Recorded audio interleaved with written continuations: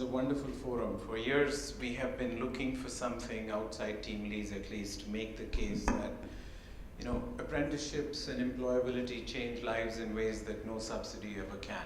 One of my favorite philosophers is a Spanish philosopher, Maimonides, in the 14th century used to say, a nice way to help somebody is to give money to somebody you know. A nicer way to help is to give money to somebody you don't know.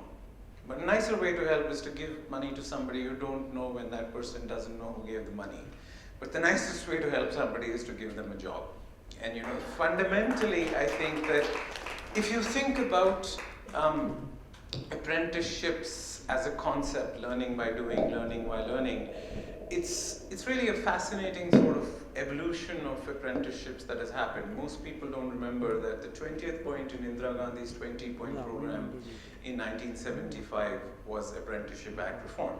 Now, that's sort of symbolic of Indian reform. My apologies, I couldn't come in the morning. I'm on the RBI board, and we just had our first settlement under IBC. IBC was conceived 1,560 days ago. It became a law 847 days ago. SR was taken to bankruptcy court about 700 days ago, yet Mr. Mittal got the keys to Arcelor only 2 days ago. I bring this up because many of you sort of think that reform is a bulb that goes on. Reform is a gentle sunrise. It is not the solving of a sum, it is the painting of a picture.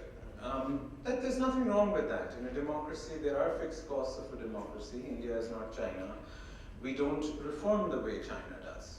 And there's nothing wrong with that because we have chosen we don't live in an economy, we live in a society. We choose different paths as countries, and that has very huge implications for how change happens. So one of the most interesting sort of things is, how does change happen, right, in a democracy?